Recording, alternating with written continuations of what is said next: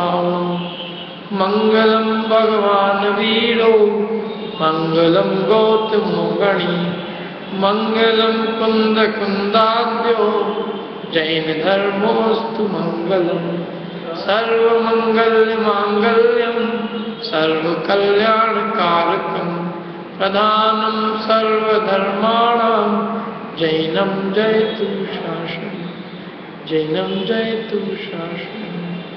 तीन भुवन में सा वीतराग ज्ञानता शिव स्वरूप शिव का नमो त्रियोग समा। मिथ्या ज्ञान का स्वरूप अपना चल रहा है। पिछली बार अपन ने बात की थी कि मिथ्या ज्ञान किसे कहते हैं, किसे कहते हैं मिथ्या ज्ञान? बताओ, कौन बताएगा? एक तो क्या है, 5-5 दिन हो जाते हैं ना, तो याद रखना भी मुश्किल हो जाता है। 6 दिन हो गए अब, इसको याद है।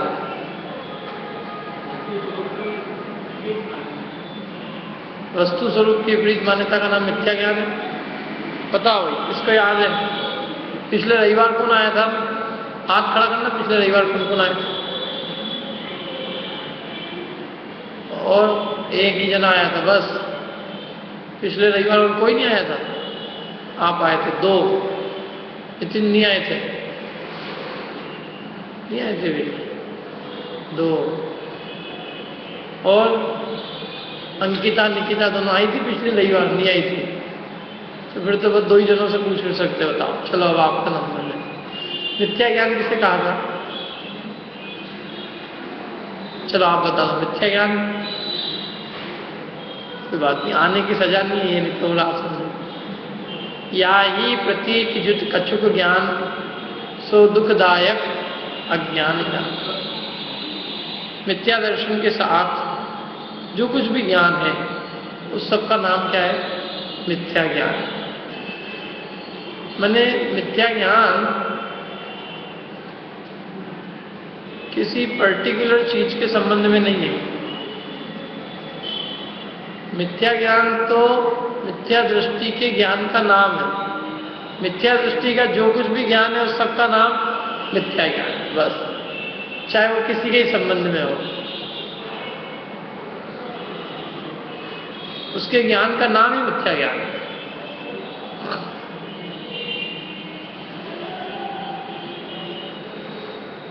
तो प्रश्न ये है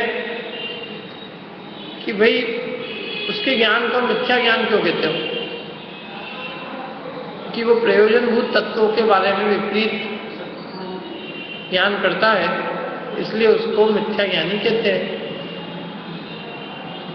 तो कहते हैं कि ठीक है, प्रयोजनभूत तत्वों के संबंध में विपरीत मान्यता करे सो करे, लेकिन कम से कम दुनियादारी को तो सच्ची जान रहा है, तो उसके ज्ञान को सम्यक ज्ञान कहना चाहिए। दुनियादारी के जितने ज्ञान को वो सच्चा जानता है उसको तो सम्यक ज्ञान कहो, बाकी के ज्ञान को भले ही मिथ्या ज्ञान कह दो। तो उसका उत्तर उन्होंने दिया था। क्या उत्तर दिया था? कि जितना वो जानता है दुनियादारी का ज्ञान, भले वो सच्चा भी हो, लेकिन हम उसे मिथ्या ज्ञान ही कहेंगे, क्योंकि वो प्रयोजनभूत तत्वों को यथार्थ नहीं जानता। देखो यहाँ पे अपना किस चीज से प्रयोजन है? या मोक्ष मार्ग का प्रयोजन है। तो मोक्ष मार्ग के लिए जो आवश्यक तत्व है, मोक्ष मार्ग के लिए प्रयोजनभूत तत्व कितने हैं? 7। यदि ये जीवन 7 तत्वों का विपरीत श्रद्धान और ज्ञान करता है तो उसके ज्ञान का नाम मिथ्या ज्ञान है। भले ही वो लौकिक सब चीजों को सच्चा भी जाने, लेकिन यदि वो प्रयोजनभूत तत्व के संबंध में भूल करता है तो वो मिथ्या ज्ञानी है।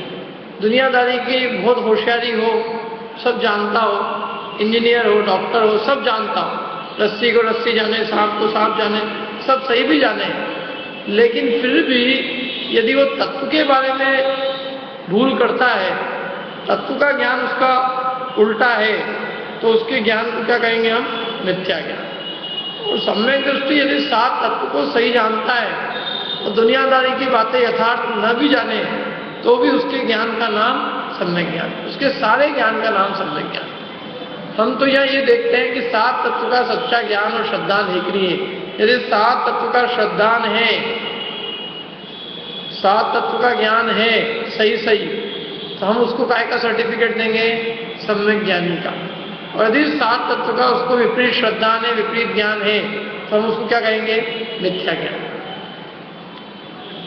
और फिर मिथ्या ज्ञान में 3 चीजें होती हैं। कौन सी 3 चीजें? संशय, विपर्य और अनध्यवसाय। अब 7 तत्व पे लगाना है आपको, जीव और अपने जीव पे लगाओ संशय, विपर्य, अनध्यवसाय को। कि जैसे मैं शरीर हूं कि आत्मा, क्या हूं? शरीर हूं कि आत्मा। मंदिर आता हूं, प्रवचन सुनता हूं तो ऐसा लगता है कि मैं तो आत्मा हूं, और घर जाता हूं तो ऐसा लगता है मैं तो शरीर हूं। समझ में ही नहीं आता मैं हूं क्या। तो ये क्या है? संशय का उदाहरण। मैं शरीर हूं कि आत्मा हूं।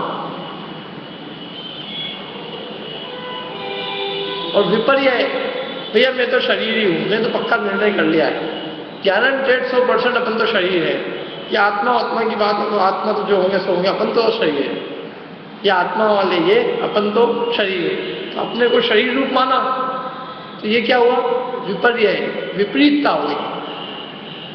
संशय खतरनाक है कि विपर्य खतरनाक है? विपर्य ज्यादा खतरनाक है। क्यों? क्योंकि वो तो बिल्कुल उल्टा निर्णय किया ना। संशय वाले को तो डाउट है, और इसको तो पक्का निर्णय है, लेकिन उल्टा है। और अनध्यवसाय, अनध्यवसाय निर्णय नहीं करना, ये होगा कुछ ना कुछ, तो शरीर या आत्मा कुछ ना कुछ तो होंगे ही होंगे। अब अपने को क्या करना भैया, होंगे अपन। यदि ये कह रहे हैं आत्मा, तो अपन आत्मा ही होंगे। यदि ये कह रहे हैं शरीर, तो शरीर ही होंगे। जो आप कह रहे हो वो सही होगा, मतलब स्वयं निर्णय नहीं करना। क्यों? क्योंकि वो ऐसा लगता है उसको कि मेरे को इससे क्या लेना देना। क्या मैं तो अपने घर में किसका जमाई हूं, मैं किसका बेई हूं, मैं किसकी क्या हूं, वो मेरे प्रयोजन की चीज है, इससे क्या लेना देना। कौन मेरे रिश्तेदार है, कौन मेरे परिवार वाले हैं, किससे कितने का लेना है और किसका कितना देना है, अपने तो काम मतलब की चीजें ये है। अब शरीर क्या है और आत्मा क्या है, ये तो मंदिर वाले मंदिर की जात जाने। तो ऐसा अनध्यवसाय, तो ये मिथ्या ज्ञान में 3 चीजें होती है, संशय, विपर्य और अनध्यवसाय। देखो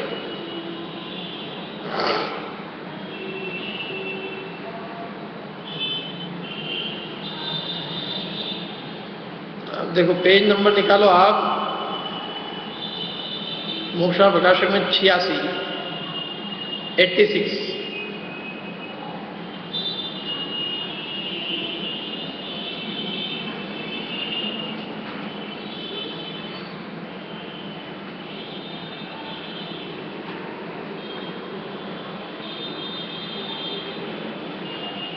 तो ध्यान रखना, सम्यक दृष्टि के सारे ज्ञान का नाम सम्यक ज्ञान क्यों है?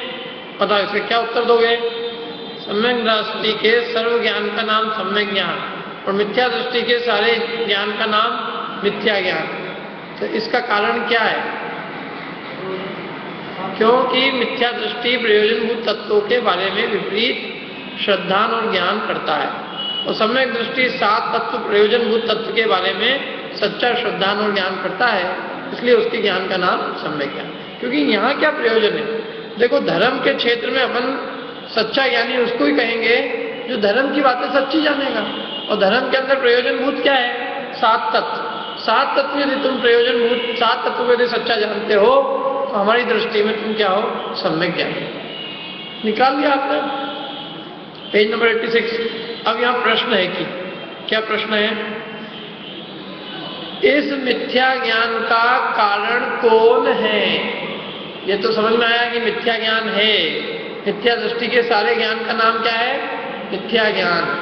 लेकिन इस मिथ्या ज्ञान का कारण कौन है? मिल गया सबको उत्तर। मोह के उदय से जो मिथ्यात्व भाव होता है,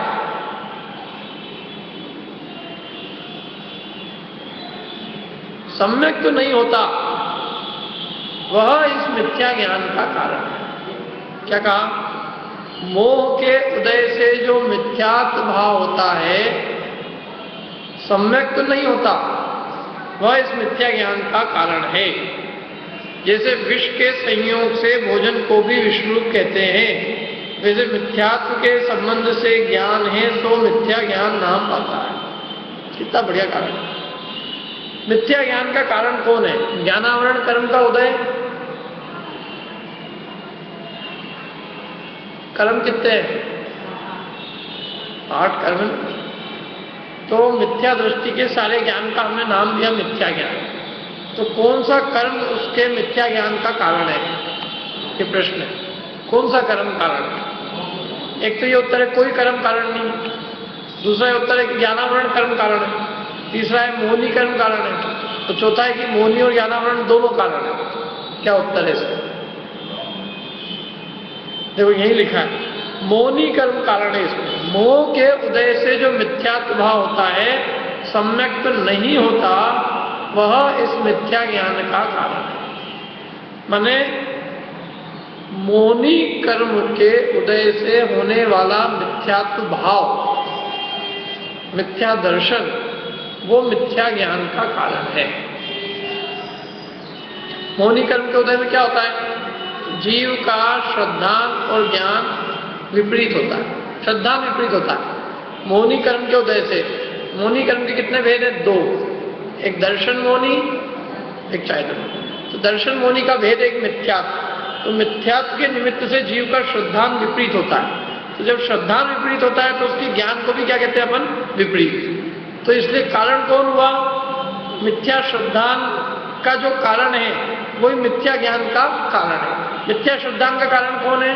दर्शन मोहनी का भेद एक मिथ्यात्व। तो जो मिथ्यात्व मिथ्या दर्शन का कारण है वही मिथ्यात्व मिथ्या ज्ञान का भी कारण है। आई बात समझ में? क्या ही बताओ, किसको ही मेरी ये बात समझ में? बता दो रितु जी, सबको बता दो। हाँ,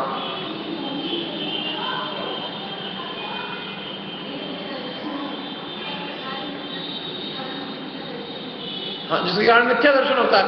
और मिथ्या दर्शन के निमित्त से जो भी ज्ञान है उस सबका नाम क्या है? मिथ्या ज्ञान। तो इसलिए कारण कौन हुआ मिथ्या ज्ञान का? मिथ्या दर्शन माने मोहनी कर्म। मिथ्या दर्शन किसके कारण से हुआ? मोहनी कर्म के कारण से। तो वो मोहनी कर्म कारण है, ज्ञानावरण कारण नहीं है। देखो, ज्ञानावरण का काम ज्ञान को आवृत करना है, ढकना है। क्या काम है? ज्ञान को ढकना। और मोहनी कर्म का काम ज्ञान को उल्टा करना है। तो उल्टी चीज होना और कोई चीज नहीं होना, इन दोनों में अंतर है कि एक ही बात है। कोई आदमी को किसी चीज का ज्ञान नहीं है और कोई आदमी को उल्टा ज्ञान है, ये दोनों अलग अलग चीजें कि एक ही चीज है? कौन खतरनाक है? उल्टा ज्ञान। जिसकी पट्टी पे कुछ लिखा हुआ हो पहले से ही और सब उल्टा सुल्टा लिखा हुआ हो, तो वो बहुत खतरनाक है, क्योंकि पहले तो पट्टी मिटानी पड़ती है, फिर नया लिखाएगा। और जिसकी पट्टी पे कुछ लिखा ही नहीं है उसमें नया लिख देंगे। तो मिथ्या दृष्टि का जो ज्ञान होता है वो उल्टा होता है। और उल्टे ज्ञान में मोहनी कर्म कारण है। उल्टे ज्ञान में ज्ञानावरण कारण नहीं है। ज्ञानावरण तो ज्ञान को होने नहीं देता और मिथ्या दर्शन ज्ञान को विपरीत करता है। इसलिए मिथ्या दर्शन मिथ्या ज्ञान का कारण कहा, ज्ञानावरण कर्म को कारण नहीं कहा। कि ज्ञानावरण कर्म की वजह से तो ज्ञान होगा नहीं, ठीक है, नहीं हुआ, लेकिन मिथ्यात्व के निमित्त से तो ज्ञान होगा तो सही, लेकिन कैसा होगा? उल्टा होगा। जैसे कोई बच्चा डांस सीखने तो गया, लेकिन वो ऐसा सीख क्या है जैसे कोई पहलवानी कर रहा हो। क्या तो अपन कहेंगे ये क्या है? इसके हाथ पैर और गलत हो गए। अब वो कहीं सीखने जाएगा ना तो कोई सिखाने वाला उसको एंट्री नहीं देगा। क्यों नहीं देगा? कि क्या जिसने नहीं सीखा है उसको सिखाया जा सकता है, लेकिन एक तो इसके हाथ पैर सब उल्टे उल्टे सीख लिए। क्या ये नाचते है?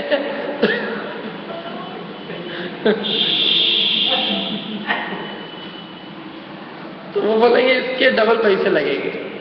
क्योंकि पहले तो इसके हाथ पैर ठीक कराने पड़ेंगे, जो इतना गलत सलत सीख क्या है ये उसको ठीक कराना पड़ेगा, और अब फिर इसको नई ट्रेनिंग देंगे कि बेटा सीधे कैसे करना। तो इसी प्रकार मिथ्या ज्ञान बहुत खतरनाक है, क्योंकि उसके निमित्त से जीव का जो भी ज्ञान होता है सब विपरीत होता है। और दूसरी बात क्या है कि जिसको नहीं आता हो उसको समझाया जा सकता है, लेकिन जिसने उल्टा सीख रखा है और अपने आप को मानता है कि मैंने सब समझ रखा है, उसको कोई समझा सकता है? वो यदि ये समझे कि मेरे से अच्छा कोई डांस करने वाला नहीं। कभी कभी कोई कवि होते हैं और कविता करना नहीं आती, लेकिन उनको भ्रम हो जाता है कि हम बहुत बड़े कवि हैं, तो उनको कभी कोई कवि नहीं बना सकता। क्यों नहीं बना सकता? क्योंकि उनकी जो चक्कर है उनका, उन्होंने अपने को विपरीत है तो उल्टा ज्ञान, लेकिन उसको क्या मान रखा है? सच्चा ज्ञान। इसलिए ये पोजीशन बहुत खतरनाक है। नहीं होना ठीक है, चलेगा एक बार, लेकिन हो तो सही और उल्टा हो तो वो ज्यादा बुरा है। इसलिए जिसको जिनवाणी का बोध नहीं है उसको तो बोध दिया जा सकता है, लेकिन जिनवाणी का बोध तो कुछ नहीं हो, इधर उधर की चार चीजें पढ़ ली हो और सुन ली हो ऐसे ही गप्पे लगाते लगाते, और अब वो ऐसा समझेंगे अपने को तो सब मालूम है धर्म के बारे में, और कभी कदाचित कहीं भाषण भी बुलाए तो दे भी दे, दो चार बातें बोलने आती हो, लेकिन कुछ भी जिनवाणी का कुछ बोध नहीं है, और वो मानता ही है कि मैं तो 10 को समझा सकता हूं, तो ऐसे व्यक्ति को समझाना बहुत दुष्कर है। जैसे नेता लोग होते हैं ना, उनको बुलाया जाता है। भगवान महावीर स्वामी ने कहा था, क्या कहा था? जियो, फिर से कहेंगे जियो और जीनो दो, फिर कहेंगे हम अपने कश्मीर की एक जमीन भी नहीं लेने देंगे। भगवान महावीर स्वामी ने कहीं की कहाँ की कैसी फिट होएगी कि अपनी समझ में नहीं आएगी हो क्या रहा है। तो भगवान महावीर स्वामी के संदेश को सुनना हो तो कम से कम जिसने भगवान महावीर स्वामी की वाणी पढ़ी हो वो उसके संदेश कहने का अधिकारी है, कि जो जो इधर उधर की राजनीति की बातें बताए वो हमको कहने का अधिकारी चलता है जो। तो इसलिए उन्होंने कहा कि ये मिथ्या दर्शन बहुत खतरनाक है, ये इस मिथ्या ज्ञान का भी कारण है। जो मिथ्या दर्शन है वो मिथ्या ज्ञान का कारण है। और मिथ्या दर्शन होता है दर्शन मोनि के भेद, जो एक मिथ्यात्व है। दर्शन मोनि के 3 भेद है, उसमें जो एक मिथ्यात्व भेद है उस मिथ्यात्व के निमित्त से मिथ्या दर्शन होता है, और मिथ्या दर्शन के कारण सारे ज्ञान को मिथ्या ज्ञान कहा जाता है। इसलिए मिथ्या ज्ञान का कारण दर्शन मोनि कर्म है, और दर्शन मोनि का एक भेद है, इसलिए मिथ्या ज्ञान का कारण मोनि कर्म है। आई समझ में बात नहीं आई? फिर बोलता हूं।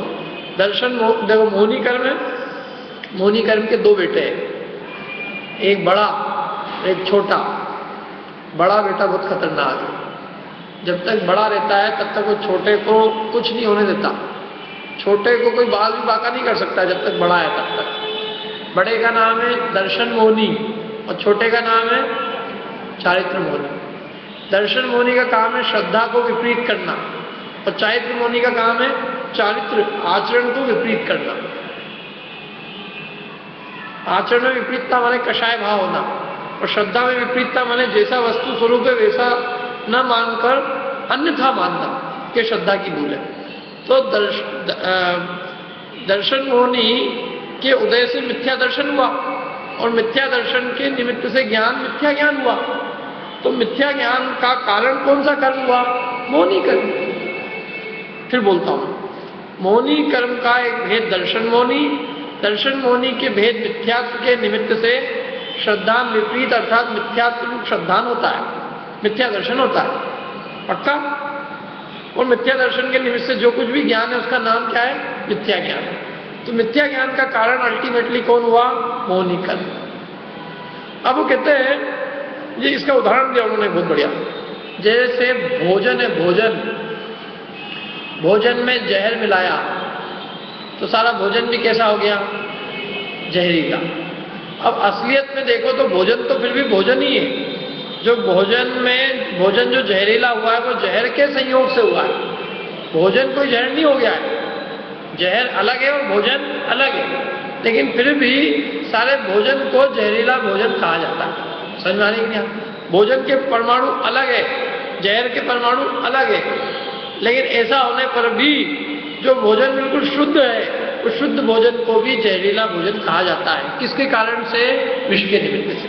ऐसे ही ज्ञान तो ज्ञान है, असल में ज्ञान का कोई दोष नहीं है। ज्ञान तो बेचारा जानता है जो जानता है, लेकिन जब वो ज्ञान मिथ्या दर्शन के साथ रहता है तो वो ज्ञान मिथ्या ज्ञान नाम पाता है, और वही ज्ञान यदि सम्यक दर्शन के साथ रहता है तो वो सम्यक ज्ञान नाम पाता है।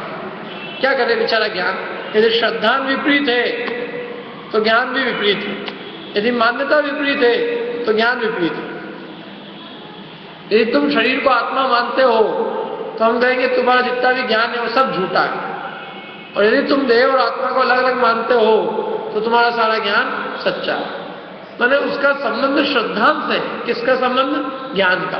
ज्ञान को सम्यक और मिथ्या संज्ञा जो मिलती है वो सम्यक दर्शन और मिथ्या दर्शन के निमित्त से मिलती है। यदि सम्यक दर्शन है तो सारे ज्ञान का नाम सम्यक ज्ञान, और यदि मिथ्या दर्शन है तो सारे ज्ञान का नाम मिथ्या ज्ञान। ज्ञान को अलग से कोई काम नहीं करना पड़ता, काम करना पड़ता है सम्यक दर्शन के लिए। सम्यक दर्शन की प्राप्ति करी, जितना जो कुछ भी ज्ञान है उस सबको सम्यक ज्ञान का नाम मिल जाएगा। क्या? वो जितना जो कुछ भी यदि ज्ञान है, यदि श्रद्धा विपरीत है, तो चाहे तेरा कितने ही ज्ञान हो, उस सबका नाम मिथ्या दर्शन। अब एक प्रश्न अगला, यहां तक तो समझ में आया ना उसको? अब अगला, यहां कोई कहे कि ज्ञानावरण को निमित्त क्यों नहीं कहते? मिथ्या ज्ञान और ज्ञान में कोई भी दोष लगेगा तो उसके लिए तो ज्ञानावरण कर्म को याद करना चाहिए। तो मिथ्यात्व को याद कर रहे हो, दर्शन मोहिनी को याद कर रहे हो, तो मोहिनी को याद न करके तुम्हें ज्ञानावरण को याद करना चाहिए, ऐसा शिष्य कह रहा है। शिष्य का प्रश्न है कि मिथ्या ज्ञान का कारण मोहिनी कर्म को क्यों नहीं कहते? सॉरी, मिथ्या ज्ञान का कारण ज्ञानावरण को क्यों नहीं कहते, मोहिनी को क्यों कहते हो? ये प्रश्न है उसका। अब उसका समाधान, ज्ञानावरण के उदय से तो ज्ञान के अभाव रूप अज्ञान भाव होता है। आगे आंसर इसमें क्या? ज्ञानावरण के उदय से तो क्या होता है? ज्ञान के अभाव रूप अज्ञान भाव होता है। अज्ञान भाव माने होता ही नहीं है ज्ञान।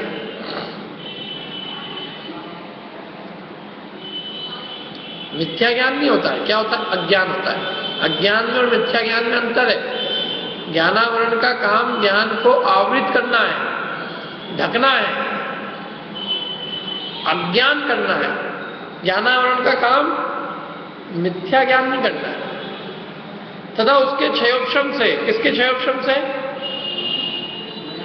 ज्ञानावरण के क्षयोपशम से किंचित ज्ञान रूप मति आदि ज्ञान होते हैं।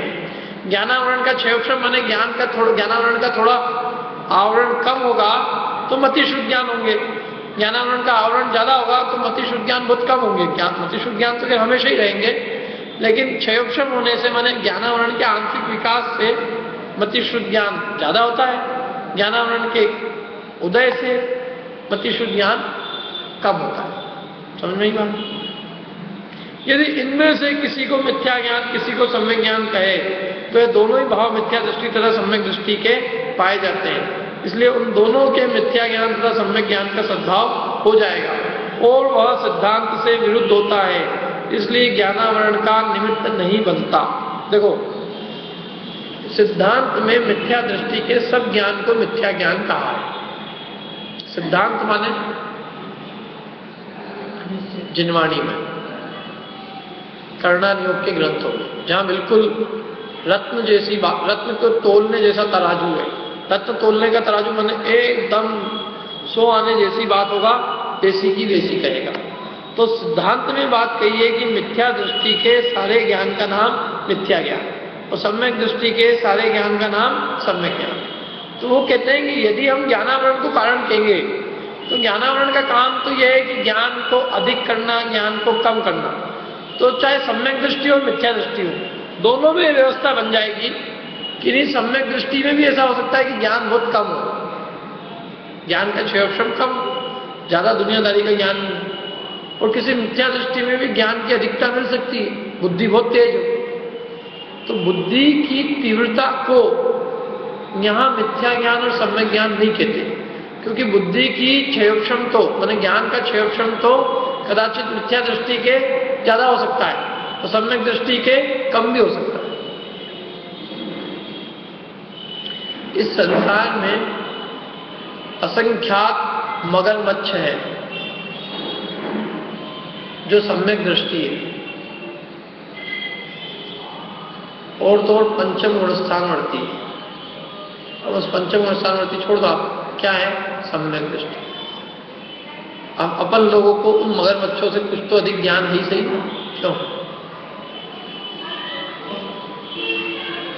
मगरमच्छों से आप अपने आप को समझते हैं कि मगरमच्छ से ज्यादा ज्ञान है।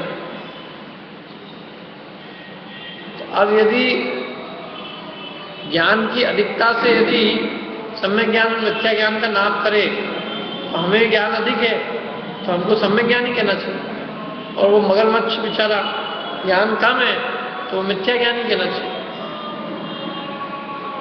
लेकिन ऐसा नहीं है। यदि वो मगरमच्छ को सम्यक दर्शन है तो उसके ज्ञान का नाम सम्यक ज्ञान है। दूसरी बात यह है कि कोई भी जीव जब तक केवल ज्ञानी नहीं हुआ है तब तक उसमें ज्ञान का आंशिक विकास हुआ है। आंशिक विकास मतलब कुछ तो ज्ञान का आवरण है और कुछ ज्ञान का आवरण नहीं। अभी हम जितने भी लोग हैं यहाँ बैठे हुए, कोई भी पूर्ण ज्ञानी नहीं है और कोई भी अज्ञानी भी नहीं है, सब बीच की स्टेज वाले। तो ज्ञान का उदय भी है, ज्ञान का क्षेत्रम भी है। अब यदि ज्ञान के उदय से यदि मिथ्या ज्ञान कहे तो कोई सम्यक ज्ञानी नहीं ठहरेगा, क्योंकि सब में आंशिक ज्ञान ही है। सम्यक ज्ञानियों को भी आंशिक ज्ञान, पूर्ण ज्ञान तो उनको भी नहीं है। और ज्ञानावरण के क्षेत्रम को सम्यक ज्ञान कहें, ज्ञानावरण का क्षेत्रम भी सबको है, तो सभी को क्या कहेंगे? सम्यक दृष्टि कहते हैं, सबको सम्यक ज्ञानी कहना पड़ेगा। इसलिए ऐसा नहीं है। और एक ही जीव में दोनों भी चीजें हैं, मैंने सम्यक दृष्टि में भी कुछ ज्ञान का उदय भी है, कुछ ज्ञान की प्रकटता भी है, तो उसमें भी दोनों चीज बन जाएगी। फिर ज्ञान के उदय से यदि हम मिथ्या ज्ञान कहेंगे, ज्ञानावरण के उदय से मिथ्या ज्ञान कहेंगे, तो उसमें कुछ ज्ञानावरण का उदय तो है ही ना। यदि नहीं होता कुछ भी ज्ञानावरण का उदय तो उसको केवल ज्ञान हो जाता, तो उसको मिथ्या ज्ञानी भी कहना पड़ेगा। साथ में जितना ज्ञान का विकास है तो उतना उसको सम्यक ज्ञानी भी कहना पड़ेगा। तो एक ही जीव में सम्यक ज्ञान और मिथ्या ज्ञान दोनों मिल जाएंगे यदि ज्ञानावरण को कारण कहेंगे तो, क्योंकि ज्ञानावरण का उदय और क्षेत्रम सब जीवों के यथायोग्य पाया जाता है। इसलिए कोई जीव में हम ये नहीं कह सकते कि इसमें सम्यक ज्ञान है और इसमें मिथ्या ज्ञान है, क्योंकि हर एक जीव में ज्ञान का कुछ क्षेत्रम है और ज्ञानावरण का कुछ उदय होने पर कुछ अज्ञान भाव भी विद्यमान। इसलिए एक ही जीव में दोनों भाव विद्यमान होने से ज्ञानावरण को कारण नहीं कहा जा सकता। समझ में आ रही कि नहीं आ रही बात? कुछ फिर पढ़ता हूं मैं, देखो। ज्ञानावरण के उदय से तो ज्ञान के अभाव रूप अज्ञान भाव होता है, अज्ञान भाव होता है उसमें, और उसके क्षेत्रम से किंचित ज्ञान रूप मति आदि ज्ञान होते हैं। यदि इनमें से किसी को मिथ्या ज्ञान, माने अज्ञान को यदि मिथ्या ज्ञान कहे अथवा जो क्षेत्रम से किंचित मतिशुद्ध ज्ञान को सम्यक ज्ञान कहे, तो ये दोनों ही भाव मिथ्या दृष्टि तथा सम्यक दृष्टि के पाए जाते हैं। दोनों ही भाव पाए जाते हैं, कुछ ज्ञान भी है कुछ अज्ञान भी है। इसलिए उन दोनों के मिथ्या ज्ञान सम्यक ज्ञान का सद्भाव हो जाएगा। मतलब मिथ्या दृष्टि के भी मिथ्या ज्ञान और सम्यक ज्ञान हो जाएगा, और सम्यक दृष्टि के भी मिथ्या ज्ञान और सम्यक ज्ञान दोनों हो जाएंगे, और वह सिद्धांत से विरुद्ध होता है। इसलिए ज्ञानावरण का निमित्त नहीं बनता। आया समझ में सबको? क्या कह रहा हूं मैं? क्या आया बताओ समझ? किसको आया बताओ, क्या समझ में आया?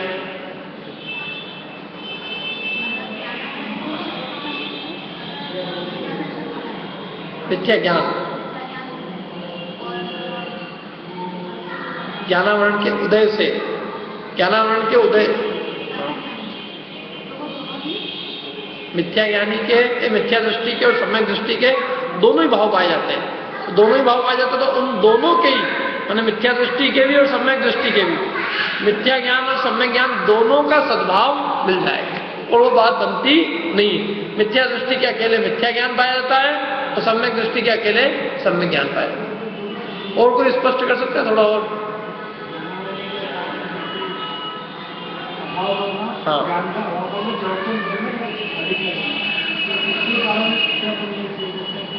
हाँ, उसका काम तो केवल ज्ञान को होने देना या नहीं होने देना है। वो विपरीत करने में कुछ काम नहीं करता। तो सीधी सी बात समझ लो, ज्ञानावरण का काम ज्ञान का अभाव करना है, ज्ञान को विपरीत करना नहीं है। ज्ञान को विपरीत करने में कारण मिथ्यात्व है, जो कि मोहिनी का भेद है। तो आगे देखो, एक प्रश्न को मैं छोड़ देता हूं, या ये पढ़ लेते हैं अपन, देखो थोड़ा जल्दी तेजी से, उपयोग यही रखना। यहां फिर पूछते हैं कि रस्सी सर्पाधिक के यथार्थ ज्ञान का कारण कौन है? उसी को जीवादि तत्वों का यथार्थ ज्ञान का कारण कहो। उसने कहा रस्सी और सांप, तो रस्सी को अपन सांप जान लेते हैं, सांप को रस्सी जान लेते हैं, तो उसमें कौन सा कर्म कारण है? रस्सी को अपन ने सांप जान लिया, सांप को रस्सी जान लिया, तो कौन सा कारण है? कौन से कर्म का निमित्त कारण है? ज्ञानावरण का कारण। तो अब जब ज्ञानावरण ने रस्सी को सांप और सांप को रस्सी जान लिया, तो उसमें ज्ञानावरण कर्म कारण। ऐसे हमने जीव को अजीव जान लिया, अजीव को जीव जान लिया, तो उसमें भी ज्ञानावरण कर्म को कारण कहो। मोहिनी को क्यों लेके आते हैं बीच? जब रस्सी और सांप में उल्टापना ज्ञानावरण के कारण होता है, तो जीवादि तत्वों को भी जानने में उल्टापना जो होता है वो ज्ञानावरण की वजह से होता है। मोहिनी को क्यों लेके आ रहे हो? अभी प्रश्न तो समझो ही, समझ में आया ना? ये उसका प्रश्न है, उसने अपनी यही बात छोड़ी नहीं है। शिष्य ने अभी अपना जो तर्क है वो इस बात को सिद्ध करवाने में लगा हुआ है कि मिथ्या ज्ञान का कारण किसको कहो आप? ज्ञानावरण को। ये मोहिनी को मत कहो, आप ज्ञानावरण को कहो। फिर उन्होंने कहा कि नहीं, ज्ञानावरण के उदय से तो ज्ञान का अभाव होता है, कोई ज्ञान उल्टा नहीं होता। तो बोला अच्छा एक बात बताओ, रस्सी को उल्टा कौन जानता है? रस्सी को सांप किसने जाना? मोहिनी ने कि ज्ञानावरण ने?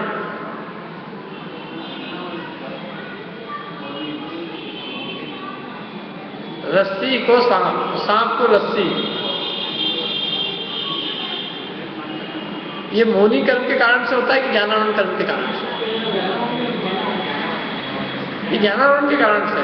क्योंकि देखो, यदि इसको मोहिनी के कारण से माने तो सम्यक दृष्टि भी रस्सी को सांप जान सकता है, सांप को रस्सी जान सकता है।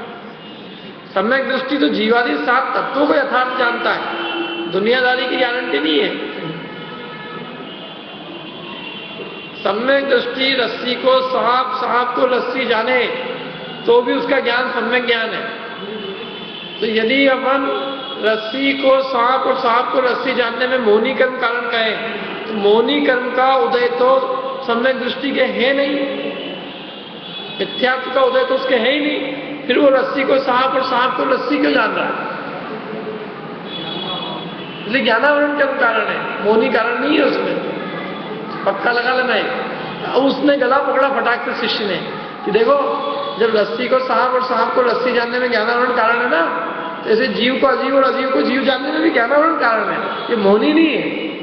ऐसा उसका प्रश्न है। अब उसका उत्तर, जानने में जितना यथार्थपना होता उतना तो ज्ञानावरण के उदय से होता है। क्या कह रहे हैं? जानने में जो अयथार्थपना होता है जितना भी, वो ज्ञानावरण के उदय से होता है। पहले तो कह रहे तेरी बात सच्ची है, जानने में जो उल्टापना आया है, अयथार्थ हुआ है, उसमें कारण ज्ञानावरण है। और जो यथार्थपना होता है, और निकाल लो अंदर से, बहुत सारी जिनवाणी रखी है कि नहीं, मोक्ष प्रकाश निकाल। हर एक आदमी के हाथ में जिनवाणी हो। आज अपन छेड़ाला का विषय इसमें से ले रहे हैं, मोक्ष मार्ग प्रकाशक ग्रंथ। किस किस के हाथ में नहीं है? हाथ खड़ा करना है पीछे, निकाल लो हम सबके लिए। 10-12 किताबें, क्योंकि ये विषय बहुत गंभीर है, ये समझने जैसा है। कौन कारण है असली में? और जो यथार्थपना होता है वह उतना तो ज्ञानावरण के क्षयोपशम से होता है। जो यथार्थपना है ज्ञान में, रस्सी को रस्सी जानना, सांप को सांप जानना, वो ज्ञानावरण के क्षयोपशम से। और जो रस्सी को सांप और सांप को रस्सी जान रहे हैं, वो ज्ञानावरण के उदय से है। जैसे कि रस्सी को सांप जाना, वहां यथार्थ जानने की शक्ति का बाधक कारण का उदय है, इसलिए अयथार्थ जानता है। तथा रस्सी को रस्सी जाना, वह यथार्थ जानने की शक्ति का कारण क्षयोपशम है, इसलिए यथार्थ जानता है। उसी प्रकार जीवादि तत्वों को यथार्थ जानने की शक्ति होने या न होने में तो ज्ञानावरण ही का निमित्त है। अब देखो, एकदम बदल गए। जैसे अभी तक तो कह रहे थे उल्टा होने में मौन ही कर्म कारण है, और अब कह रहे नहीं, ज्ञानावरण ही क्या निमित्त है। वो जीव को जीव नहीं जान रहा है, अजीव जान रहा है, अजीव को अजीव नहीं जान रहा है, जीव जान रहा है। इसमें ज्ञानावरण ही का निमित्त है। वो ज्ञान के ऊपर ही आवरण पड़ा है, जिसके कारण वो सही नहीं जान पा रहा। तो फिर आपने मौनी क्यों कही थी? अभी प्रश्न तो है ना। परंतु जैसे, अब परंतु से बाजी बढ़तेगी, परंतु जैसे किसी पुरुष को क्षयोक्षम से दुख के तथा सुख के कारणभूत पदार्थों को यथार्थ जानने की शक्ति हो। देखो शक्ति तो दोनों की है, हमको दुख के कारणों को भी जानने की शक्ति है, सुख के कारण को। अभी अपने अंदर में गर्मी और सर्दी दोनों को जानने की शक्ति है।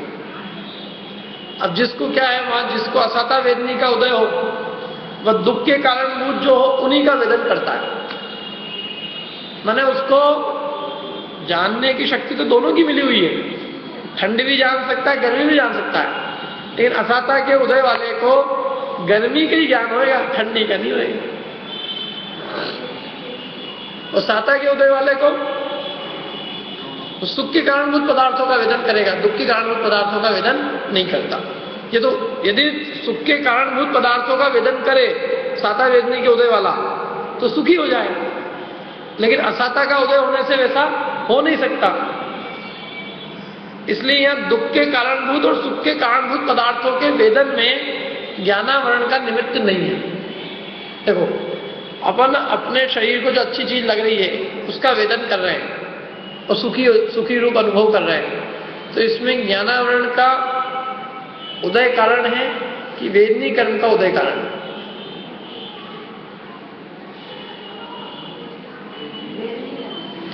सुख की चीजें जान रहे हैं, सुख रूप अनुभव कर रहे हैं, वेदनी कर्म, साता वेदनी का उदय है। दुख रूप अनुभव कर रहे हैं, असाता वेदनी का उदय निमित्त है। तो हम कह रहे हैं कि ज्ञान में तो दोनों को जानने की शक्ति है, सुख को भी जानने की शक्ति है और दुख को भी। लेकिन वो ज्ञान यदि सुख की चीजों का वेदन कर रहा है तो हम कहेंगे उसको साता वेदनी कारण है सुख की चीजों का अनुभव कराने में, और यदि वो दुख का अनुभव कर रहा है तो उसको असाता वेदनी कारण है।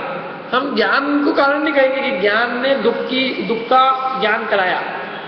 ज्ञान दुख का ज्ञान नहीं कराता, दुख का ज्ञान तो असाता वेदनी कराता है।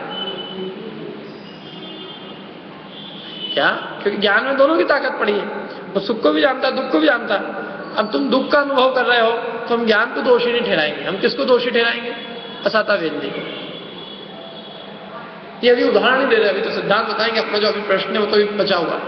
तो जिस प्रकार जीव में सुख के कारणभूत पदार्थों को, दुख के कारणभूत पदार्थों को, दोनों को जानने की शक्ति है, लेकिन जिसके साता का उदय होता है वो सुख के कारणभूत होता है, उन्हीं का वेदन करता है। तो जिसके असाता का उदय होता है वो जो दुख के कारणभूत होता है उन्हीं का वेदन करता है। जिसको साता का उदय होता है वो अच्छी अच्छी चीजों को ही जानता है, असाता का उदय होता है खोटी खोटी चीजों को ही जानता है, दुख रूप चीजों को जानता है। इसलिए यह दुख के कारणभूत और सुख के कारणभूत पदार्थों के वेदन में ज्ञानावरण का निमित्त नहीं है, असाता साता का उदय ही कारणभूत है। उसी प्रकार जीव में प्रयोजनभूत जीवादिक तत्व तथा अप्रयोजनभूत अन्य को यथार्थ जानने की शक्ति होती है। वह जिसके मिथ्यात्व का उदय होता है वह तो अप्रयोजनभूत तो उन्हीं का वेदन करता है, जानता है, प्रयोजनभूत को नहीं जानता। यदि प्रयोजनभूत को जाने तो सम्यक दर्शन हो जाए, परंतु वह मिथ्यात्व का उदय होने पर हो नहीं सकता। इसलिए यहाँ प्रयोजनभूत और अप्रयोजनभूत पदार्थों को जानने में ज्ञानावरण का निमित्त नहीं है, मिथ्यात्व का उदय अनुदय ही निमित्त कारणभूत है। सर मैं क्या कह रहे हैं भाई? देखो हमको हमारे जीवन में प्रयोजनभूत और अप्रयोजनभूत दोनों को जानने की शक्ति मिली है, मिली कि नहीं मिली है? लेकिन जिनके तीव्र मिथ्यात्व का उदय होता है वो प्रयोजनभूत तत्वों को जानने में अपनी बुद्धि नहीं लगाते, वो अप्रयोजनभूत तत्वों को जानने में अपनी बुद्धि लगाते हैं। तो बुद्धि का क्या दोष? बुद्धि तो दोनों को, सबको जानने की मिली है, लेकिन मिथ्यात्व का दोष है कि जिसके कारण ये दुनियादारी की फालतू की चीजों को जानने में तो ज्ञान का उपयोग करता है, लेकिन अपने हित की बात को जानने में अपने ज्ञान का उपयोग नहीं करता। इसलिए वो कह रहे हैं इसमें मिथ्यात्व कारण है। जिसकी बुद्धि विपरीत होती है वो देह की चीजों को तो जानने में सारी उपयोग लगाएगा और आत्मा की चीजों को जानने में अपना उपयोग बिल्कुल नहीं लगा है। बोलो ज्ञान की कोई कमी तो ही नहीं लोगों में। ज्ञान तो अपन जहाँ यहाँ बैठे जितने लोग अपने से कई होशियार अच्छे अच्छे लोग बैठे हैं, लेकिन क्या करें, मिथ्यात्व का ऐसा प्रबल जोर है कि देह की यदि हम उनको एक शिविर लगाएं, देह का 1 घंटा इस बात का मैं शिविर लगाऊं कि साहब कैसे स्वस्थ रह सकते हैं, स्वस्थ रहने का शिविर फ्री ऑफ चार्ज यदि मैं मेडिकल एक शिविर लगाऊं तो उसके लिए भीड़ लग जाएगी। 1 घंटे उसका लेक्चर दूं कि शरीर को कैसे स्वस्थ रखा जा सकता है, तो सब उसमें अपनी अकल लगाएंगे। क्या अभी एक समझ लो, मैं अपन इस बात का लगा ना, अमेरिका जाने की कितना तरीका क्या है, फिर देखो क्या। मैं कभी कभी सोचता हूँ कि सचमुच अपने फील्ड जो है तो इन मूर्खों के हिसाब से मूर्ख वाली फील्ड अच्छी थी, क्योंकि इनको रत्नों की कीमत नहीं है वास्तव में संसार। तो इसके कारण क्या है, इसका कारण मिथ्या बुद्धि है। आदमी को जिसको जो होता है ना, जैसे वो पित्त ज्वर होता है, जिसको पित्त ज्वर, तो पित्त ज्वर से ग्रसित मनुष्य को मीठा दूध अच्छा नहीं लगता, कड़वा लगता। अच्छा मीठा दूध दो उसको, लेकिन वो उसके मुंह में पित्त ज्वर होता है, जीवान पे सब पित्त फैला होता है, तो जो चीज पीता है वो कड़वी लगती है। तो अच्छा खासा मीठा अच्छा बढ़िया ओट के दूध दिया उसको, लेकिन उसको क्या लगता है, वो कड़वा। ऐसे मिथ्यात्व के उदय से जीवों को सच्चा धर्म भी नहीं रुचता, अपने हित की बात नहीं रुचती, और यूं भले ही अप्रयोजनभूत चीजों में खूब माथा लगा घंटों बैठ के कुछ सिद्ध की सिद्धि नहीं कुछ भी। 1 घंटे इसी बात पर चर्चा कर ले कि जो है वो अभी प्रधानमंत्री कौन बनेगा, कि मोदी बनेगा कि कौन बनेगा, क्या बनेगा। अब तू तो नहीं बनेगा ना, तेरे तो कुछ नहीं हित की सिद्धि होगी, बस उसमें अकल लगाए कहाँ किसका क्या हो रहा है, अभी कौन जीत रहा है, किस देश में किस प्रदेश में कौन कहाँ क्या हो रहा है, और फिर बताते रहेंगे, उसी की बातें करते रहेंगे और घंटों अपने पूरे कर देंगे। उसमें मजा आता रहेगा। उनसे कहो कि तुम अब बाहर मत बैठो, करो थोड़ा सा यहाँ अंदर भी आके सुन लो। देखो अपने से बात नहीं बन सकती, अपन इतनी काम की बात कर रहे हैं हम यहाँ, जैसे कोई सारा देश इनको ही चलाना हो। तो क्या है इसका कारण, क्या है इसका कारण है मिथ्यात्व का तीव्र उदय, जिसके कारण जीव को अपने हित की बात नहीं सुहाती और अहित की बात अच्छी लगती, फालतू की बात अच्छी लगेगी। सास बहू के झगड़े देखता रहे भले 1 घंटे तक सीरियल में, कुछ नहीं, टीवी में फालतू की चीज देखते रहे, डिस्कवरी चैनल देखते रहे, कौन किसको खा रहा है, कौन किसको मार रहा है, शेर लोग कैसे शिकार करते हैं। अब इससे तेरे हित की क्या सिद्धि होगी बता, तू शेर तो है नहीं। जब तू शेर बन जाएगा तब देख लेना कैसे क्या करना है। अभी क्या ऐसी चीजें याद देख के क्या सीख के जाना चाहता है तू।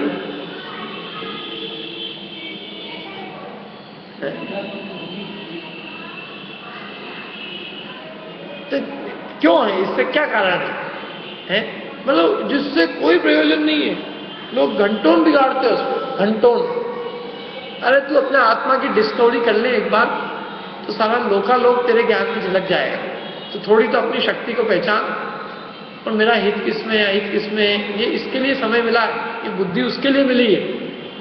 ये बुद्धि फालतू की चीजों को लगाने के लिए नहीं मिली, और ये तो थोड़े समय के लिए मिली है, सो मिली है। निश्चित मान लें कि ये मन जाएगा एक दिन। पंचेंद्रिय संगी पर्याय में रहने का काल थोड़ा है, और गई तो फिर ये अनंत काल तक मन मिलने वाला ही नहीं है। क्या चींटी मकोड़ा बन जाएगा, फिर क्या करेगा तुम? समझते ही नहीं क्या करेगा। इसे कहते हैं अरे जिया जग धोखे की टाटी, जान बूझ के अंध बनत है आंखन बांधी पाटी। मृत्यु सामने दिख रही है, उसको याद नहीं करता, गड्ढे में गिरने को तैयार। इसका ना, इससे बड़ा मिथ्यात्व का उदय और क्या हो बता। तो कहते हैं सारा संसार इस चक्रव्यूह में है, इस सारे संसार को मानो मोह रूपी मदिरा ने कवलित कर रखा। मोह रूपी भयंकर पिशाच ने सारे संसार को ग्रस रखा, जोता हुआ है। हर कोई आदमी नहीं बचा इससे। कोई भी। तो इसमें कह रहा है कि इसलिए हमने ज्ञानावरण का कारण नहीं कहा, क्योंकि हमने बहुत बड़े बड़े होशियार पंडित भी देखे, सब देखे हम, मतलब बड़े से बड़े विद्वान सब, लेकिन ये मोह का उदय ऐसा है, मतलब पंडित मतलब पंडित शब्द गलत बोला, बड़े बड़े इंजीनियर, कलेक्टर, डॉक्टर, वैज्ञानिक सब देखे, लेकिन वो इन्हीं बातों का विचार नहीं करते। किन बातों का? प्रयोजनभूत तत्व का, और दूसरी दुनिया की सब बातों के बारे में विचार करने को तैयार है। तो जान पड़ता है कि इनके तीव्र मोह का ही उदय है। बताओ, इतनी सी बात सोचने में क्या देर क्या तकलीफ है कि मैं मरने के बाद कहां जाऊंगा, कहां से मैं आया हूं, और असली सुख का कारण कौन है? नहीं सोचना मेरे को तो 10 साल की सोचना है, मेरे को उसके बाद की सोचना कि तू चल 10 की भी सोच ले, तो 10 की साल में भी तू ये सोच के विचार तो कर कि सच्चे सुख की प्राप्ति किसमें होती है, शांति में कि आकुलता में? कि नहीं, मेरे को तो नहीं सोचना, मैं तो जो कर रहा हूं सब ठीक है, क्या करो?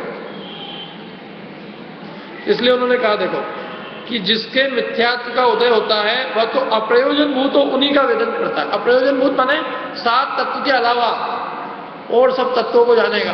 पौष्टिक तत्व किसमें कितने होते हैं, विटामिन ए, बी, सी, काय में क्या होता है, इसको जानेगा। अप्रयोजनभूत है उनका वेदन करता है, उनको जानता है, और प्रयोजनभूत को नहीं जानता, 7 तत्व को नहीं जानता, नाम ही नहीं जानता, स्वरूप क्या जानेगा। और यदि प्रयोजनभूत को जान ले, वो समझ लो कहें कि यदि वो जान ले तो साहब वो सम्यक दर्शन हो जाए। लेकिन क्या है, मिथ्यात्व का उदय होने पर वो हो नहीं सकता। तो फिर मिथ्यात्व का उदय क्या काम करेगा, फिर कर्म करेगा क्या?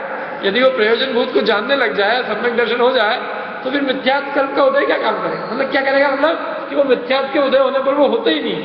वो मिथ्यात्व का उदय ऐसे ही कार्य करता है, या मिथ्यात्व के उदय पर जीव की ऐसी बुद्धि होती है कि वो प्रयोजनभूत तत्वों के अलावा अन्य सबको जानेगा, प्रयोजनभूत को नहीं जानेगा। प्रयोजनभूत मतलब समझे ना, प्रयोजन क्या है, प्रयोजनभूत तत्व क्या है, क्या है परिभाषा क्या है प्रयोजनभूत तत्व की? 7 तत्व प्रयोजनभूत है तो बराबर है, लेकिन अपन ने 7 तत्व को प्रयोजनभूत क्यों कहा था ये मालूम है? प्रयोजन क्या है अपना? सुखी होना ही हमारा प्रयोजन है। जिन तत्वों की जानकारी बिना हम सच्चे सुखी नहीं हो सकते और हमारा दुख दूर नहीं हो सकता, उनको कहते हैं प्रयोजनभूत तत्व। तो ये 7 तत्व ऐसे हैं कि जिनकी सच्ची जानकारी के बिना हमारा 3 काल में दुख दूर हो सकता नहीं, और हम सुखी नहीं हो सकते, इसलिए इन्हें कहते हैं प्रयोजनभूत। हमारे काम की चीज यही है, और दुनिया की कोई चीज हमारे लिए प्रयोजनभूत नहीं है। सुखी होने में कारणभूत ये केवल 7 तत्व है। जिसको 7 तत्व की सच्ची श्रद्धा और जानकारी है, वो अपने आप को सुखी बना सकता है, और जिसको इन 7 तत्व के बारे में जानकारी नहीं है, वो 3 काल में अपने को सुखी बना सकता नहीं। इसलिए तो वो मगरमच्छ सुखी है, क्यों? 7 तत्व का सही ज्ञान।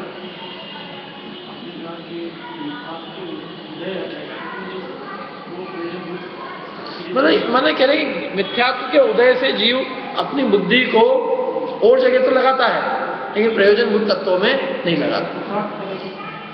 पुरुषार्थ तो हम कहेंगे मिथ्यात्व का उदय नहीं, उस तरह से कहते हैं। मूल में तो पुरुषार्थ ही है, कर्म का उदय नहीं। लेकिन यदि कर्म के उदय को सर्वथा नकार दिया जाए तो उससे यह है कि भाई उपदेश तो सभी सुन रहे हैं, पुरुषार्थ भी सब कर रहे हैं, लेकिन किसी का कार्य होता है, किसी का नहीं होता है।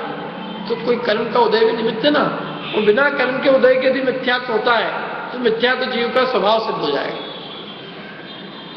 इसलिए कर्म के उदय के जोर में, या यूं कहे अपने पुरुषार्थ की कमजोरी से जीव अन्य सब बातों का विचार करता है, लेकिन एक अपनी निजात्मा का विचार नहीं करता। अब आगे देखो, आगे क्या कहते हैं।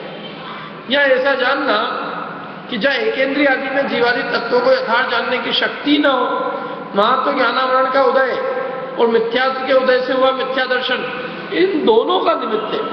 क्या कह रहे? एकेंद्रीय में दोनों का निमित्त है, आप में नहीं है, क्योंकि आपको जानने की शक्ति मिली है और फिर भी आप नहीं जान रहे हो, तो आपको मिथ्यात्व का उदय निमित्त है। और एकेंद्रीय में चूंकि बेचारे को जानने की शक्ति नहीं है, इसलिए ज्ञानावरण प्लस मिथ्यात्व दोनों का उदय निमित्त है। दोनों का इसलिए क्योंकि स्वपर का कुछ तो भेद, स्वपर का कुछ तो ज्ञान है, लेकिन उल्टा है। स्वपर का जो भी ज्ञान है उसका उल्टा है। वो भी देह को अपना मानता है, रागादि भाव को सुखरूप मानता है, तो इसलिए उसका ज्ञान है मिथ्या ज्ञान, और वो किसके निमित्त से? मिथ्या दर्शन के निमित्त से, इसलिए मोहनी कर्म भी कारण है। और साथ में उसका एकेंद्रीयपना है, एक ही इंद्रिय मिली है, मन है ही नहीं, चार इंद्रिय है ही नहीं, तो ज्ञान का भी आवरण है, इसलिए ज्ञानावरण भी कारण है और मोहनी भी कारण, दोनों कर्म कारण। किसको? एक इंद्रिय को, दो इंद्रिय को, तीन इंद्रिय को, चार इंद्रिय को और पंचेंद्रिय असंगी को, पांचों पंचेंद्रिय। इंद्रिया मतलब शरीर की रचना ही नहीं है इंद्रियों में, केवल एक इंद्रिय जीव में ज्ञान भी एक ही इंद्रिय का है, बाहर में भी इंद्रिय नहीं है, आंख भी नहीं है, और रूप को देखने का ज्ञान का क्षेत्रम भी आत्मा में नहीं है। तो ऐसा निमित्त नैमित्तिक संबंध है कि जिसके पांच इंद्रियों के मतलब पांच प्रकार के विषयों को जानने का क्षेत्रम जिस आत्मा में विद्यमान होता है, तो उसको बाहर में भी सारे अर्जे पूर्जे भी मिल जाते हैं। क्या कभी कभी ऐसा भी होता है लेकिन कि किसी के अंदर में तो उसका ज्ञान का क्षेत्रम तो मिला, संगी हुआ, लेकिन संगी होने के बाद अल्प अवस्था में मर गया, तो ज्ञान मिला तो था लेकिन उसका विकास नहीं हो पाया। अर्जे पूर्जे पूरे होते उसके पहले मर गया होता, अथवा किसी के अर्जे पूर्जे खराब भी हो जाते हैं, जैसे पूर्जे किसी आंख है। तो ये निमित्त नैमित्तिक संबंध है दोनों का। अंतरंग में ज्ञान की शक्ति प्रकट होती है और बाहर में खिड़की भी खड़ी हो जाती है, दोनों का संबंध है आपस में। जो जीव चार इंद्रिय होता है, चार इंद्रिय का ज्ञान का क्षेत्रम प्रकट होता है, तो बाहर में उसको आंख भी आ जाती है, शरीर भी ऐसे ही मिलता है। तीन इंद्रिय होता है तो उसको अपने आप तीन इंद्रिय का शरीर मिलता है, तो शरीर मिलने में नामकर्म कारण है, और ज्ञान के होने में एक इंद्रिय का ज्ञान होना, दो इंद्रिय, तीन इंद्रिय, चार इंद्रिय आदि के ज्ञान होने में ज्ञानावरण का उदय कारण। लेकिन ऐसा निम्न नैमित्तिक संबंध है कि एक इंद्रिय होगा तो शरीर भी एक इंद्रिय का ही मिलेगा, पृथ्वी जल अग्नि वायु का शरीर मिलेगा। ऐसा नहीं होगा कि शरीर तो मिल जाए पंचेंद्रिय का और ज्ञान होवे एक इंद्रिय का, ऐसा नहीं होगा, दोनों साथ साथ चलते हैं। संसार बहुत व्यवस्थित है, इसलिए सब अपना अपना इंडिपेंडेंट काम करते हैं, लेकिन सब बिल्कुल साथ साथ काम करते हैं। आयु कर्म का उदय आता है, जीव उस भाव में जाता है। अब वो नाम कर्म सो जाए थोड़ी देर के लिए तो क्या हो, शरीर बनना ही बंद हो जाए, तो जीव वहां जाके कि क्या करूं अब मैं, आत्मा भटकने लग जाए उसकी। ऐसा नहीं होता, ये इधर आयु का उदय चालू हुआ और उधर नाम कर्म का उदय चालू होकर उसके शरीर की रचना चालू हो जाएगी, और गर्भ के अंदर गोत्र का कर्म का उदय चालू हो जाएगा, किस माँ के गर्भ में जाना, ऊंच कुल में कि नीच कुल में। मतलब नहीं तो वो वहां जाके ढूंढता तो ही नहीं है, पहले से बांध के आता है वो उच्च नीच गोत्र, और उस हिसाब से वो उस कुल में उत्पन्न होता है। और नहीं तो गोत्र कर्म थोड़ा देर अपने लिए काम करना बंद कर दे, तो आत्मा ढूंढे कौन सी माँ पसंद करूं अपनी, कौन सा कुल अच्छा है। सब माएँ देख जाओ पहले, यहाँ पिताजी भी देख जाओ। ऐसा नहीं होता, सबका काम ऑटोमेटिक सब चलता रहता है, अंदर सब सहज।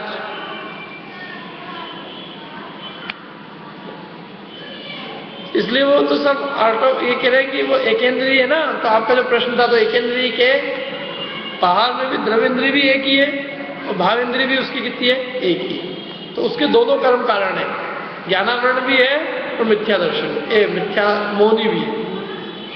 और सुनो, संगी मनुष्यों में तथा जहां संगी मनुष्य आदि में क्षेत्रम आदि लब्धि होने से शक्ति हो, शक्ति तो है, और न जाने, वहां मिथ्यात्व के उदय का ही निमित्त जानना।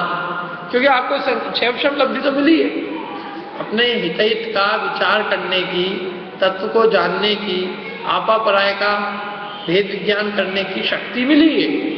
शक्ति मिलने पे भी आप उस शक्ति का उपयोग नहीं कर रहे हो और अप्रयोजन को तत्व को जानने में उपयोग कर रहे हो, तो मोह का तीव्र उदय है, जिससे अपने हित की बात तो रुचती नहीं है और अहित की बात रुचती है। शराबी आदमी को क्या लगता है, गंदी चीजें अच्छी लगती है और अच्छी चीजें रुचती। पित्त जड़ से ग्रसित व्यक्ति का दिया, मोहन धूल आती है, सिर पर पड़ जाती है, कुछ समझ में नहीं पड़ती आदमी को। ऐसे ही मिथ्यात्व के उदय से हित की बात समझ में नहीं आती। हित की बात कहने वाला हो अहितेशी दिखता है, अहित की बात कहने वाला हो विषय कषाय की, खाने पीने मजा मस्ती, बहुत अपना हितेशी। क्योंकि उसकी मिथ्या बुद्धि कायम है, देह में एकत्व बुद्धि है ना, तो देह की चर्चा अपनी चर्चा लगती है और आत्मा की चर्चा पड़ोसी की चर्चा होती कि नहीं।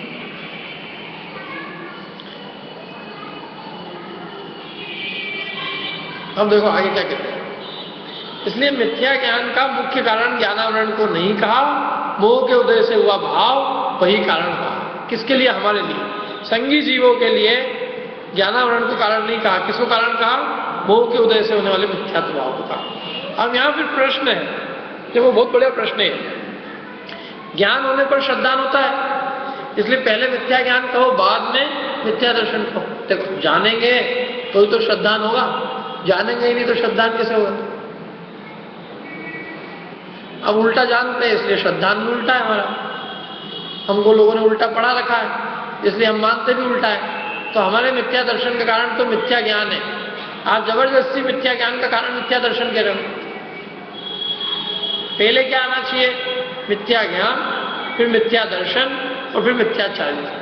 ये जो क्रम दिया ना जिनवाणी में, मिथ्या दर्शन, मिथ्या ज्ञान, मिथ्याचार्य, वो कहते क्रम ठीक नहीं है, क्योंकि ज्ञान से श्रद्धान होता है। ज्ञान उल्टा जानता है तो श्रद्धान भी उल्टा होता है। अब इसका उत्तर है तो ऐसा ही। क्या कह रहे पंडित जी? है तो ऐसा ही। क्या बात कर रहे हैं पंडित जी? सूत्र, तत्वार्थ सूत्र में उमा स्वामी ने क्या लिखा, आप भूल गए क्या? उमा स्वामी आचार्य ने तो सम्यक दर्शन ज्ञान चैत्राणी मोक्ष मार्ग कहा है। सम्यक दर्शन को पहले नंबर पर रखा और सम्यक ज्ञान को बाद में रखा। आप क्या कर रहे हो? आपने शिष्य की बात में हाँ मिला दी। उसने कहा मिथ्या ज्ञान को पहले कहना चाहिए, मिथ्या दर्शन को बाद में कहना चाहिए। आपने हाँ में हाँ कर दी।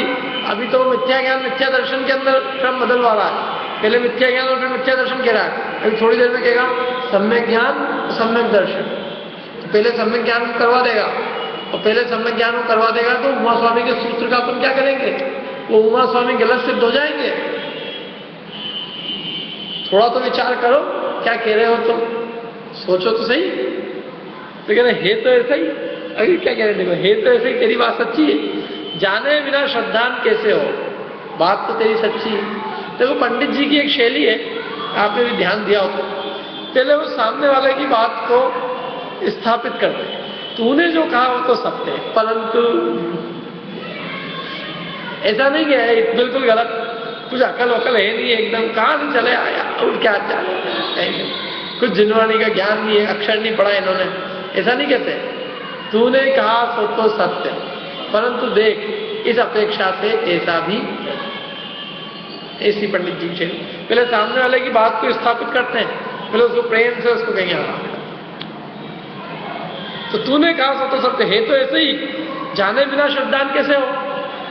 परंतु सुन, परंतु मिथ्या और सम्यक ऐसी संज्ञा ज्ञान को मिथ्या दर्शन और सम्यक ज्ञान दर्शन के निमित्त से होती है।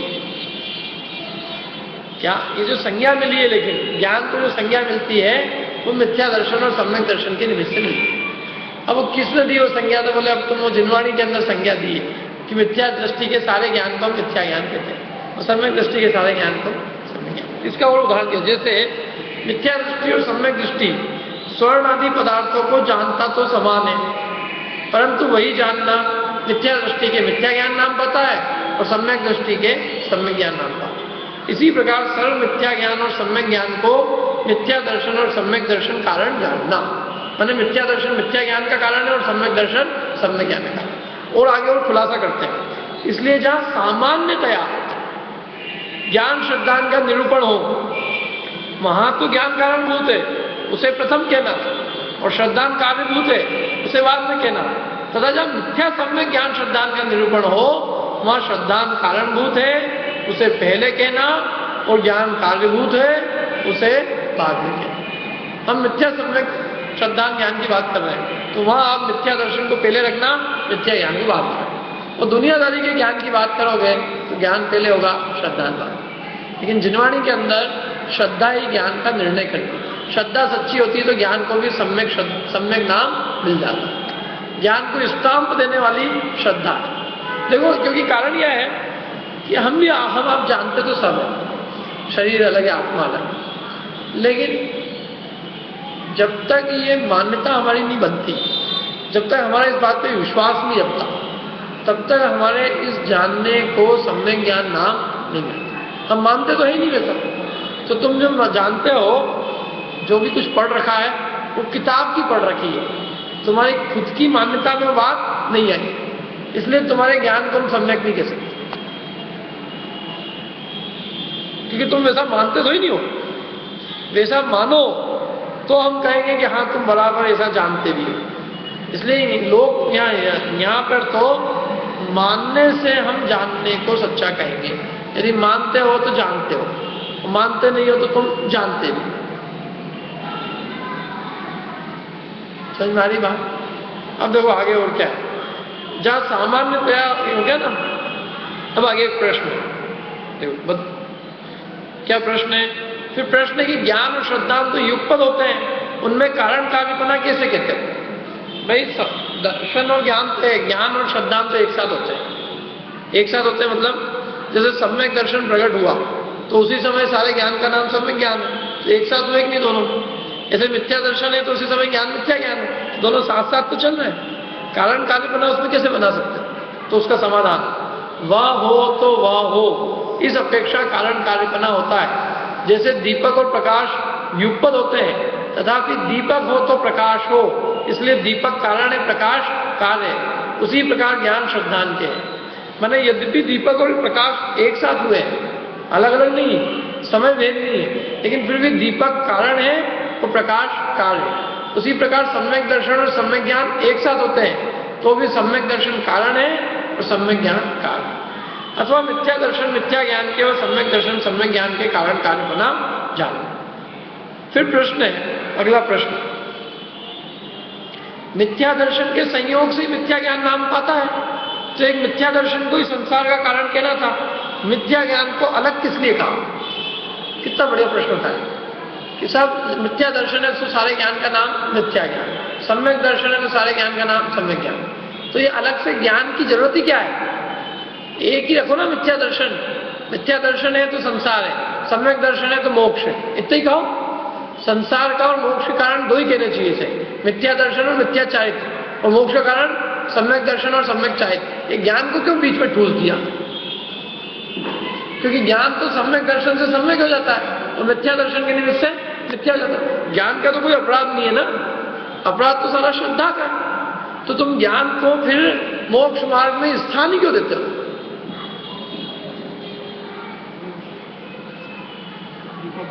अथवा संसार के अंदर भी मिथ्या ज्ञान को स्थान ही क्यों दिया? केवल संसार के कारण दो ही कहने चाहिए, मिथ्या दर्शन मिथ्याचार। जैसे मोहिनी कर्म के भेद दो ही, कौन कौन से? दर्शन मोहिनी और चारित्र मोहिनी। एक का काम श्रद्धा उल्टा करना है, एक का काम चारित्र उल्टा करना। तो ये दो ही तो संसार के राजा है, ये जबरदस्ती ज्ञान को क्यों बीच में लिया है? हमने रट लिया पहले तो, और अब रट लिया और हमको कह रहे तुमने गलत रट लिया। मिथ्या ज्ञान क्यों लेके आए बीच में? केवल दो ही संसार के कारण है। तो पंडित जी से उसने प्रश्न किया शिष्य ने कि साहब इस सूत्र जी में जो मिथ्या ज्ञान दिया इसको हटा दो यहाँ से, केवल मिथ्या दर्शन मिथ्या चारित्र रखो। उसका उत्तर देखो, समाधान, ज्ञान की अपेक्षा तो मिथ्या दृष्टि और सम्यक दृष्टि के क्षयोक्षम से हुए यथार्थ ज्ञान में कुछ विशेष नहीं है। माने ज्ञान की अपेक्षा से तो देखिए कोई अंतर नहीं है। मिथ्या दृष्टि और सम्यक दृष्टि का क्षयोक्षम एक सा हो सकता है, दोनों की जानने की ताकत, बुद्धि की तीक्ष्णता दोनों की एक सी हो सकती है। तो ज्ञान में तो कोई अंतर नहीं है, और वो ज्ञान केवल ज्ञान में भी जा मिलता है। वही ज्ञान आगे चल के केवल ज्ञान हो जाता है, जैसे नदी समुद्र में मिलती है। इसलिए ज्ञान में कुछ दोष नहीं है। पहले तो उसकी बात सही की कि हाँ बात तो सच्ची है, ज्ञान का कोई दोष नहीं है, श्रद्धा और चारित्र का ही दोष है। अब आगे कहते देखो, परंतु क्षयोक्षम ज्ञान जहां लगता है वहां एक गे में लगता है। कितनी बढ़िया बात कही है। क्षयोक्षम ज्ञान है ना अपना, क्षयोक्षम ज्ञान अपना जो पांच इंद्रिय और मन के निमित्त से जो ज्ञान होता है, मतिशुद्ध ज्ञान है। इसमें क्या है कि ये एक समय में एक ही ज्ञेय को जानता है, दो ज्ञेय को नहीं जान सकता। ये क्षयक्षम ज्ञान की ऐसी कमजोरी है। यदि हम रूप देख रहे हैं तो हम रस नहीं जान रहे हैं, रस जान रहे हैं, रूप नहीं जान रहे। हम इस दुनिया की इस चीज को जान रहे हैं तो दूसरी को नहीं जान रहे, दूसरी को जान रहे हैं तो इसको नहीं जान रहे। 2 मिनटों में खत्म करने वाला हूं, 2 मिनट धीरे रखें। समझ में आई बात? क्षयक्षम ज्ञान के अंदर ऐसी कमजोरी है कि वो एक समय में एक ही ज्ञेय को जानता है, और इस मिथ्या दर्शन के निमित्त से वह अन्य ज्ञेयों में तो लगता है, मिथ्या दर्शन के निमित्त से वह अन्य ज्ञेयों में तो लगता है, परंतु प्रयोजनभूत जीवादिक तत्वों का यथार्थ निर्णय करने में नहीं लगता। सो यह ज्ञान में दोष हुआ, इसे मिथ्या ज्ञान कहा। और पहले तो अपन इसमें कह रहे थे मिथ्यात्व का दोष है, अब यहाँ कह रहे कि नहीं, ज्ञान का भी थोड़ा दोष तो है कि ये ज्ञान जब एक समय में एक ही चीज को जानता है, इसको मालूम है कि एक ही चीज को जानेगा, तो ये अपने हित की बात जानने में क्यों नहीं उपयोग लगाता, ये इधर उधर क्यों उपयोग लगाता है? तो इधर उधर उपयोग लगाया, इससे नुकसान ये हुआ कि वो ज्ञान अब प्रयोजनभूत चीज को नहीं जान पाएगा। जैसे हमारे को 5 का नोट मिला स्कूल की किताब खरीदने के लिए, वो नोट तो एक ही था, हम क्या करके आए, पिक्चर देख के आए उससे। तो माँ ने कहा कि बेटा अपन लोगों के पास पैसे ही 5 रुपए का ही नोट था मेरे पास, कई महीनों से मेहनत कर करके मैंने जोड़ के 5 रुपए इकट्ठे किए। अब वो 5 रुपए या तो तेरी किताब खरीदने में आ सकता था या तेरी मूवी देखने में आ सकता था, चीज तो वही एक ही थी। अब तूने उसमें लगा दिया है तो उससे नुकसान ये है कि वो इसमें नहीं लग पाएगा और तू इस साल फिर फेल हो जाएगा। क्या ऐसे ही वो कह रहे हैं कि तुमने जो अपनी बुद्धि का उपयोग किया कि साहब क्या है उसमें, हम ये भी जान लेते हैं, डिस्कवरी चैनल भी जान लेते हैं, ये भी जान लेते हैं, ये भी जान लेते हैं, क्या दिक्कत है उसमें, कौन सा पाप लग गया है? कि बेटा जिंदगी बहुत थोड़ी है, मन बहुत थोड़े से समय के लिए मिलता है। अब वो मन ने इधर उधर की चीजें तो जान ली पर अपने काम की चीज नहीं जानी, तो ये भाव भी वापिस चले जाएगा, फिर वो मन मिलना मुश्किल है। बड़ी मुश्किल से तो तू यहां तक आया है और तू अब अपने हित की बात तो जान नहीं रहा है और इधर उधर की चीज जानता है। तो दुनिया में ये तो अनंत है, अपन अपनी बुद्धि को लगाओ आप तो बहुत चीजों में लगा सकते हैं। कोई भी चीजों में अक्ल लगा दो, ये क्या है अभी क्या हो रहा है, और फिर से मतलब कहीं भी लगा सकते हैं। और है भी सही, सारे संसार में जीवों की धूम मची हुई, हर चीज हर व्यक्ति अपने अपने फील्ड का ज्ञान देने के लिए तैयार बैठा है। कोई राजनीति का देने के लिए बैठा है? कोई खाने मतलब कोई किसका कोई किसका कोई किसका कोई किसका है कि नहीं? अपने मंदिरों में लगे होते पोस्टर, गर्मी की छुट्टी होती ना, रेसिपी के, खाने की रेसिपी कैसे बनाना है, बच्चों के ड्राइंग के, पेंटिंग के, कोई ज्योतिष के, इंग्लिश सीखने के, मैथ सीखने के, संगीत सीखने के, डांस सीखने के। तो बेटा ये 2 ही महीने मिले हैं, अभी 2 महीने में तो धर्म भी सकता था और 2 महीने में तो डांस भी सीख सकता है। तो डांस सीख लेगा तो ये नहीं सीख पाएगा, और हित का काम इससे होगा। तो इसलिए उन्होंने कहा कि मिथ्या दर्शन के निमित्त से वह ज्ञान अन्य ज्ञेयों में तो लगता है, परंतु प्रयोजनभूत जीवादि तत्वों का यथार्थ निर्णय करने में नहीं लगता। सो यह ज्ञान में दोष हुआ, इससे मिथ्या ज्ञान कहा। तथा जीवादि तत्वों का यथार्थ ज्ञान नहीं होता, सो श्रद्धा में दोष हुआ।